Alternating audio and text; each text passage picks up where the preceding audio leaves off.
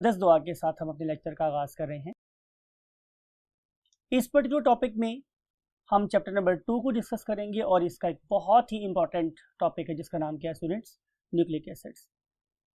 Nucleic acid की जो molecules हैं इनकी डिस्कवरी बड़े अजीब से तरीके से हुई और इसके जो प्रिंसिपल यूज़ किया गया वो यही था कि ये जो सब्सटेंसेस हैं ना ये कार्बोहाइड्रेट जैसे हैं और ना ये प्रोटीन जैसे हैं और ना ही ये लिपिड जैसे हैं, तो डेफिनेटली ये कोई नई टाइप के मॉलिक्यूल डिस्कवर हुए और बाद में इवेंचुअली जिनको बहुत लंबी रिसर्च के बाद नाम दिया गया that was a nucleic acid. लेकिन इनिशियली इसको हमने सिर्फ न्यूक्लियन का नाम दिया था और इसके बारे में जो फर्दर डिटेल्स हैं उसके लिए let's move to the white board. As usual students, मैंने क्या किया हुआ है आप लोगों के लिए एक फ्लैश कार्ड प्रिपेयर किया हुआ है और उसमें लिखे हुए हैं आप लोगों के लिए what the learning objectives. This particular topic will include information about the discovery of DNA and then various types of nucleic acids, and then we will discuss the relative occurrence of these particular molecules कि ये molecule कहाँ कहाँ कितनी ज़्यादा मिकदार में पाया जाता है। फिर उसके बाद हम देखेंगे कि ये यूनिट क्या है इसकी और फर्दर हम अंडरस्टैंड करेंगे कि इस यूनिट के कौन कौन से कंपोनेंट्स हैं और फिर ये वाले कंपोनेंट्स आपस में किस तरीके से अटैच होते हैं और इनके अटैच होने की फेज में मॉलिक्यूल कभी तो न्यूक्लियोसाइड की फॉर्म एग्जिस्ट करता है और फिर वो न्यूक्लियोटाइड में कन्वर्ट हो जाता है। ये भी अंडरस्टैंड करेंगे ये कैसे होगा और इवेंचुअली हम अंडरस्टैंड करेंगे कि जो डिफरेंट किस्म की न्यूक्लियोटाइड्स हमारी बॉडी में हैं वो किस किस किस्म का फंक्शन परफॉर्म कर रहे हैं। राइट, डिस्कवरी बहुत इंपॉर्टेंट है इसलिए मैंने इसको पहले से यहाँ पे लिख के रखा हुआ है। हम स्टार बना रहे हैं इसको, वही बात है इसको हम ब्लॉक भी कर रहे हैं कि ये बहुत ही इंपॉर्टेंट इन्फॉर्मेशन है regarding your examination point of view. 1869 बहुत पुरानी बात है। एक साइंटिस्ट थे स्टूडेंट्स, उसका नाम था Friedrich Miescher. He was basically a physician और ये जो मेरे पास फिजिशियन था वो करता स्टूडेंट क्या था कि वो अपने क्लिनिक पे आने वाले वूंडेड पेशेंट्स के वूंड में से राइट वो वूंड लेता था और उस पर्टिकुलर वूंड में से उसको ऑब्टेन होती थी पस। राइट, और आपको ये बात पता है कि पस में जो सेल्स मोस्ट एबंडेंट होते हैं वो होते हैं स्टूडेंट्स व्हाट WBCs। और वैसे भी आप लोगों को ये बात बिल्कुल पता है कि हमारे RBC में तो न्यूक्लियस होता ही नहीं।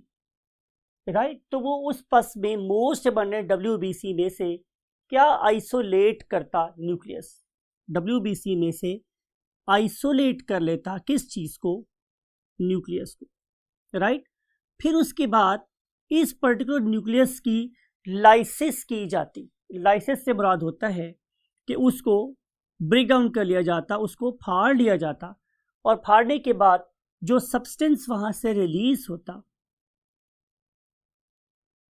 उस पर वो रिसर्च करता। ही was basically assigned a topic to understand the composition of the material that is present inside the nucleus।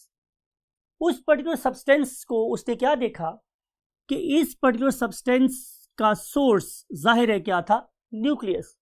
ये ऑब्टेन हुआ न्यूक्लियस और जो सब्सटेंस ऑब्टेन हुआ उसको जब एक पेट्री प्लेट में या टेस्ट ट्यूब में डालने के बाद उसकी pH चेक की गई स्टूडेंट्स, तो वो क्या थी, एसिडिक। इंपॉर्टेंट बात स्टूडेंट्स ये है कि आपने हमेशा ये वाला P छोटा लिखना है बिकॉज ये पावर है और H stands for the protons. तो आपने इसको कैपिटल P कैपिटल H नहीं लिखना या आपने इसको कैपिटल P और स्मॉल h नहीं लिखना, ये गलत होगा। तो आप लोगों ने हमेशा स्मॉल p और कैपिटल H लिखना है। तो pH चेक की तो पता चला वो क्या है, एसिडिक। देयरफॉर सोर्स और नेचर के लिहाज से इसको नाम दिया गया what, nucleic acid, nucleic acids।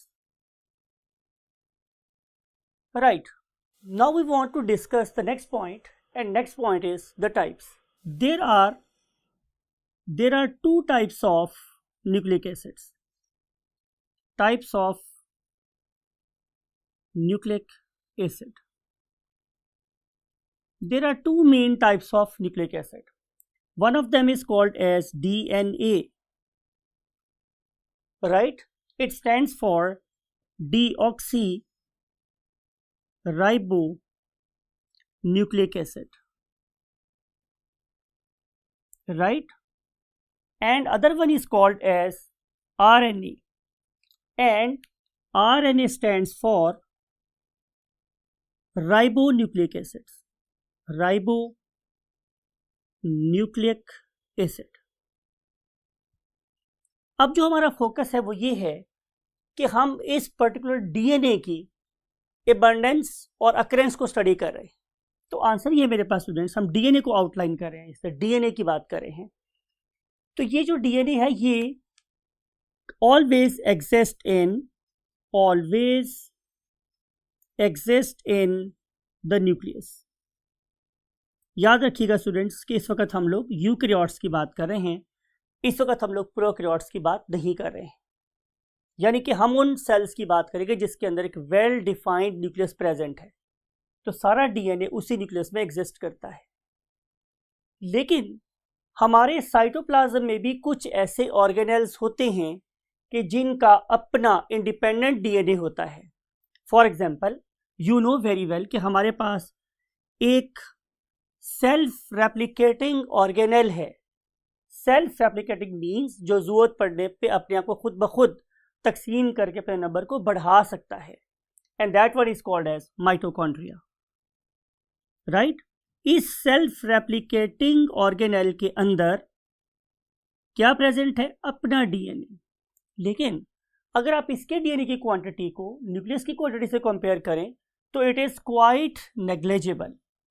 और दूसरी चीज जो सिर्फ प्लांट्स में पाई जाती है that is called as chloroplast, right? तो ये वो दो जगह हैं कि जहां पे डीएनए न्यूक्लियस के बाहर भी पाया जा सकता है. और अब हम बात करेंगे किसकी? आरएनए की. As far as occurrence of RNA is concerned, तो आरएनए दो जगह पाया जाएगा. Number one is in the nucleus. ये न्यूक्लियस में होता है, लेकिन इंपॉर्टेंट बात यह है कि न्यूक्लियस में ये कहाँ प्रेजेंट होगा? तो आंसर इज इनसाइड न्यूक्लियोलस.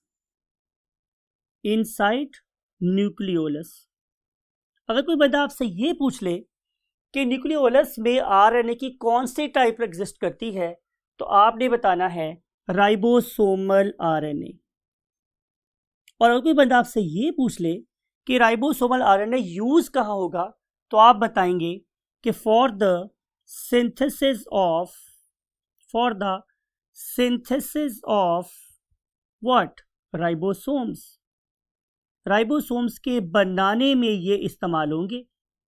कैसे, ये हम कभी बाद में डिस्कस करेंगे. इसके अलावा आरएनए की एक टाइप जिसे हम लोग बोलते हैं स्टूडेंट्स व्हाट? ट्रांसफर आरएनए, ये प्रेजेंट होती है, जाहिर है, साइटोप्लाज्म. प्लस एक और टाइप का आरएनए जिसे हम बोलते हैं व्हाट? Messenger RNA. ये सिंथेसाइज तो न्यूक्लियस में होता है, लेकिन एक्टिविटी जाके कहाँ करेगा? साइटोप्लाज्म में. तो it can be found not only in the nucleus but also in the cytoplasm, right? तो ये जो इंफॉर्मेशन है ये है regarding occurrence of what? RNA. अब हम चलेंगे नेक्स्ट पॉइंट की तरफ, and that one is called as unit of nucleic acid. Unit of nucleic acid.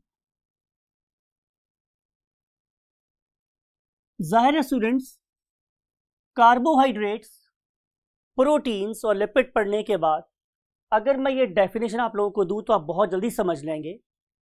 What? कि डीएनए और RNA means nucleic acids are polymers of what? Nucleotides.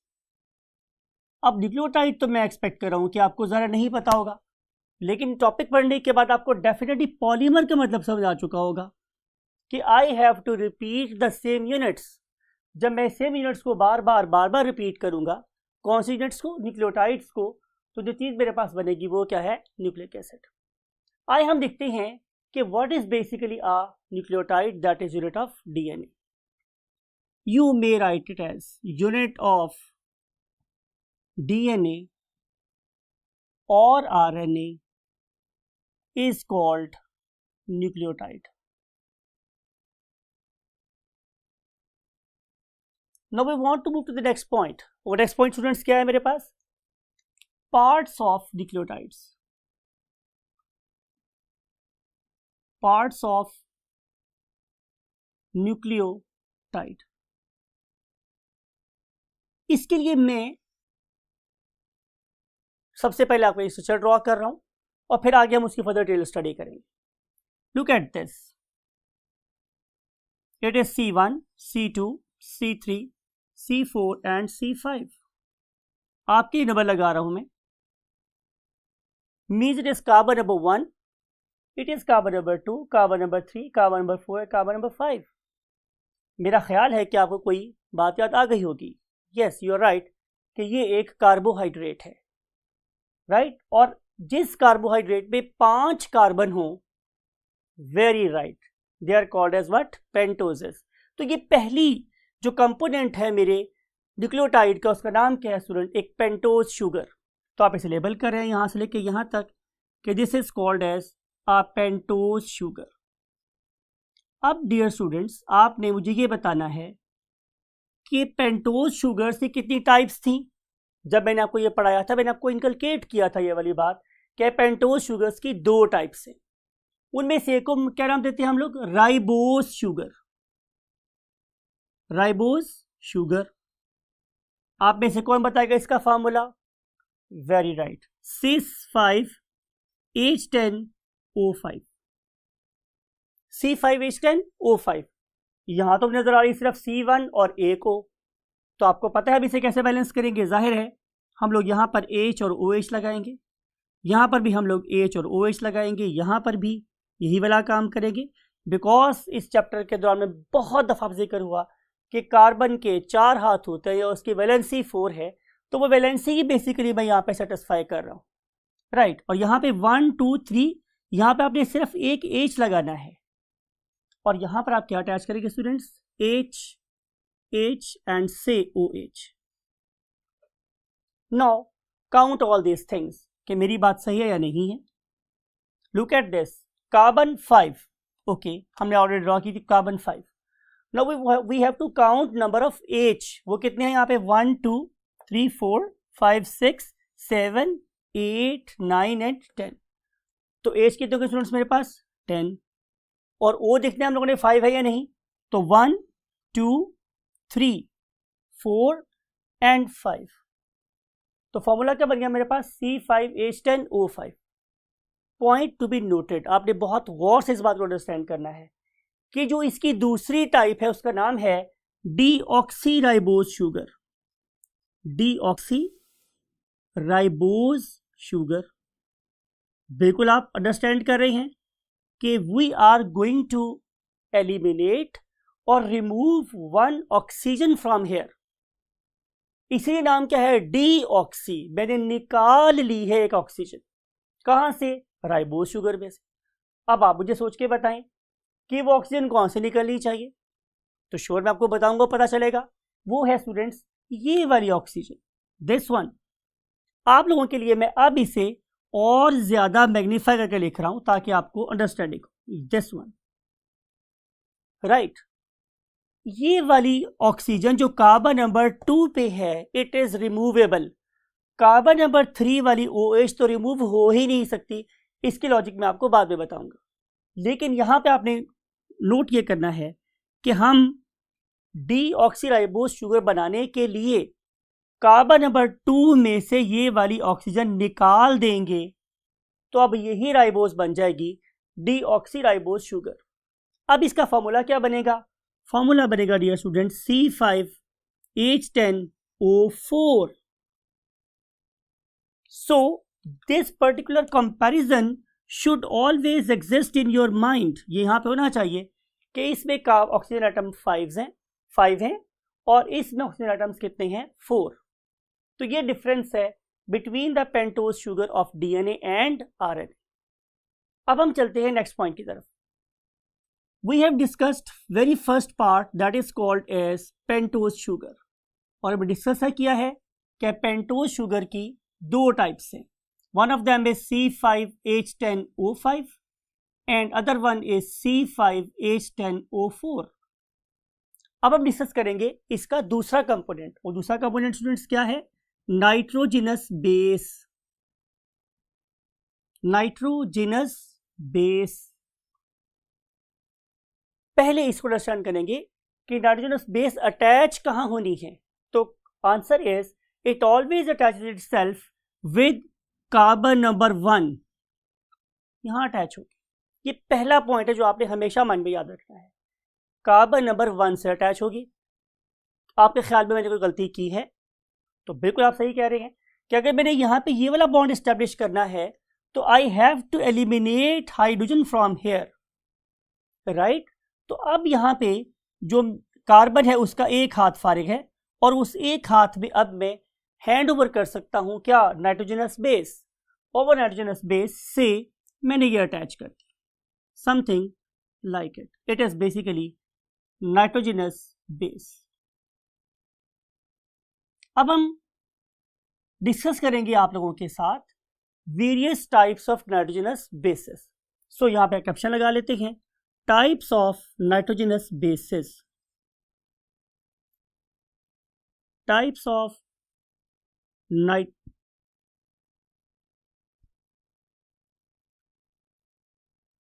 Nitrogenous bases.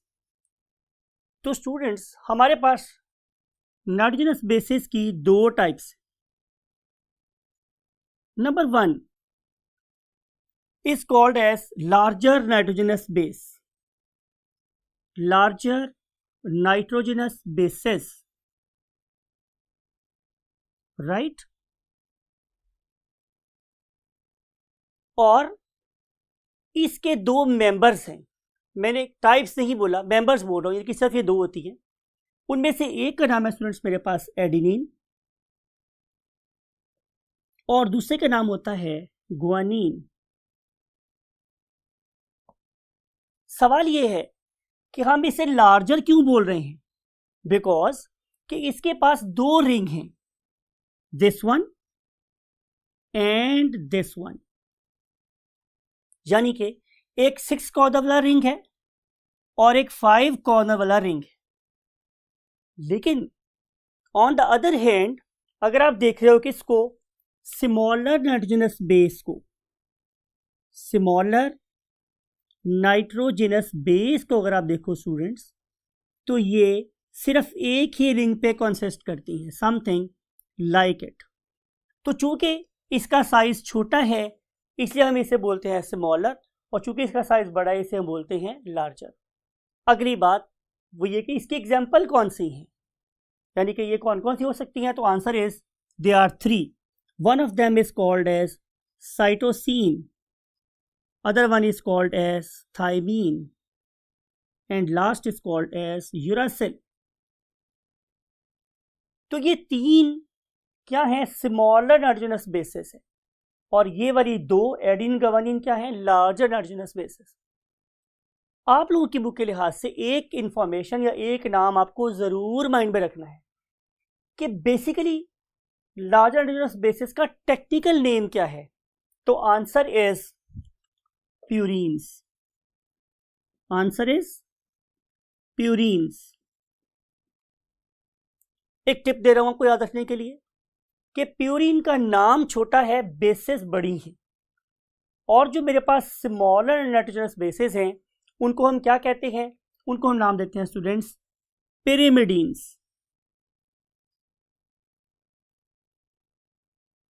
अब पिरिमिडीन्स का देखें नाम काफी लंबा है एज कम्पेयर टू प्यूरीन के, लेकिन उनका अपना साइज छोटा है. और इसकी एग्जांपल्स कौन कौन सी हैं? Cytosine, thymine, uracil. आप इसको कट के नाम से भी याद रख सकते हैं, CUT cut, C for cytosine, U for uracil and T for thymine. तो ये हुई मेरे पास types of what? Nitrogenous bases. अब अगली बात ये स्टूडेंट्स, जरा बात को गौर से सुनिएगा कि अगर मैं इनको ड्रॉ करना चाह रहा हूं तो मैं इसे कैसे ड्रॉ कर सकता हूं. तो answer is something like it. आप शुरू करेंगे N से, N C N and then C C और C. और अगर मैं इसको बताना चाह रहा हूँ व्हाट प्यूरिन, तो मुझे इसके साथ एक और NCN अटैच करना होगा, NC और N, राइट। तो ये बन जाएगी मेरे पास what purine. It may be adenine और it may be what guanine. और मैंने क्या बोला, दूसरा आपको सिंपल ड्रॉ करना है, same formula NCN, NCN and then C और C, NCN, NCN, CCC। और यहां पर क्या था students, NCN, CCC and again NCN, और यहां पर लिखना है सिंपल NCN, CCC। तो इससे क्या बनेगा, जाहिर है इधर एडेनिन और गुआनिन, एडेनिन और गुआनिन वो इस तरह की होंगी, और जो मेरे पास कट है मीन साइटोसिन, थाइमिन और यूरासिल, वो जाहिर है इस तरह की होंगी। For example, if I attach an amine over here, तो ये बन जाएगी मेरे पास क्या, एडेनिन, राइट। इस तरह की मॉडिफिकेशन आपने इसमें करेंगे तो आप लोगों को डिफरेंट टाइप्स ऑफ नजर आ जाएंगे, क्या, nitrogenous bases, something like it. कि ये पहली जो मैंने ड्रॉ की है आप लोगों के लिए इमेज में, it is basically adenine, next one is guanine, जाहिर है ये क्या है, प्यूरिन, और देखें साइटोसिन, थाइमिन और यूरासिल, ये क्या है, pyrimidines, right? Now we want to move to the next concept, और वो concept ये है कि difference between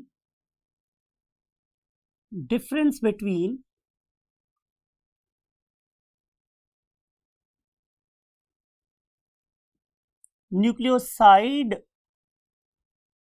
एंड न्यूक्लियोटाइड।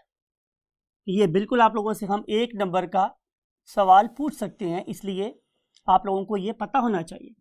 तो लुक एट दिस, इसको आप लिख लें, 2 मार्क्स का क्वेश्चन भी आ सकता है और ये इंपॉर्टेंट क्वेश्चन।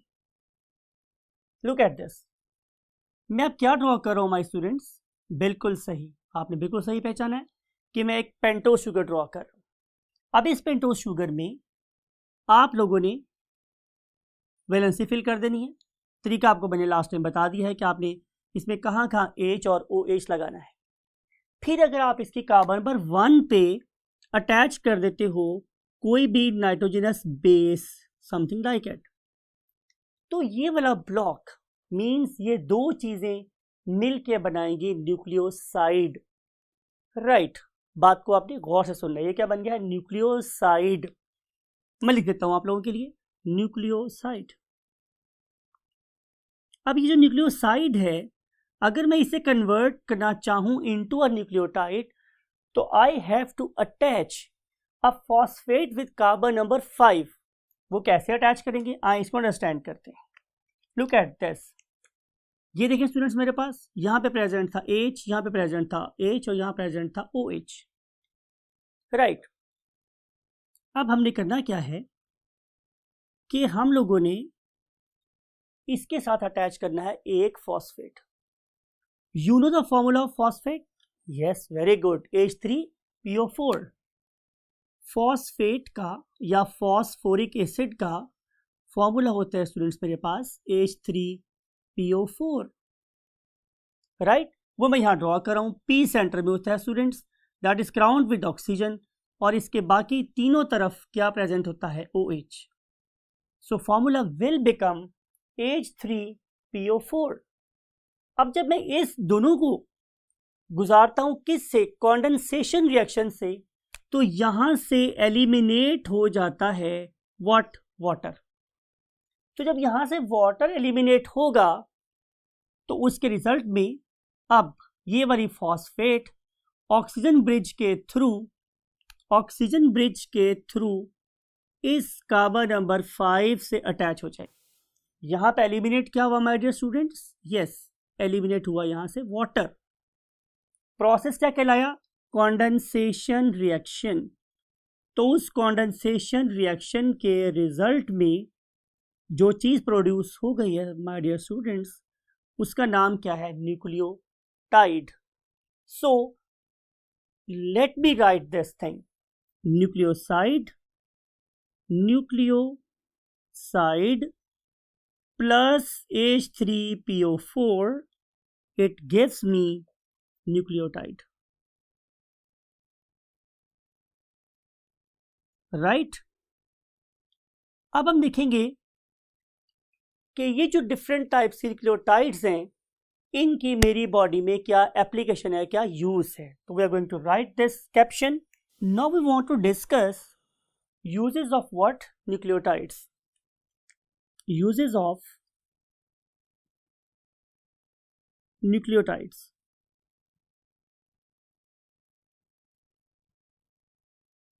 इसका सिंपल सा आंसर मेरे पास ये है कि अपनी एक्टिवेटेड फॉर्म में, मीन टू से कि ये अपनी ट्राइफॉस्फेट वाली फॉर्म में, एक्टिवेटेड फॉर्म में ये प्रोवाइड कर सकते हैं दो बड़ी यूनिक व्हाट यूटिलिटीज, मीन इस्तेमाल. नंबर 1 कि it acts as what source of energy.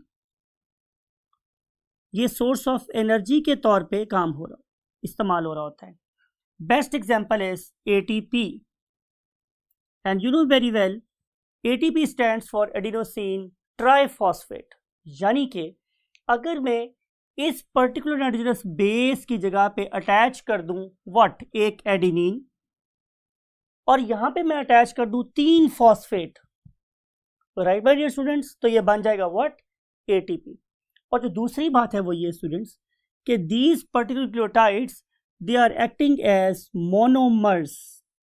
Monomers और यूनिट ऑफ व्हाट DNA और RNA और योर हेरिडिटी मटेरियल. अब ये DNA और RNA के मॉलिक्यूल किस तरह कंस्ट्रक्ट होते हैं, ये किस तरीके से हमारे लिए ये सारे फंक्शन परफॉर्म करते हैं, इसकी फर्दर बायोकेमिस्ट्री और एप्लीकेशंस हम स्टडी करेंगे आपके साथ नेक्स्ट लेक्चर में. Till that time take very good care of yourself and particularly your most loved one means your parents. Allah हाफिज, बाय बाय.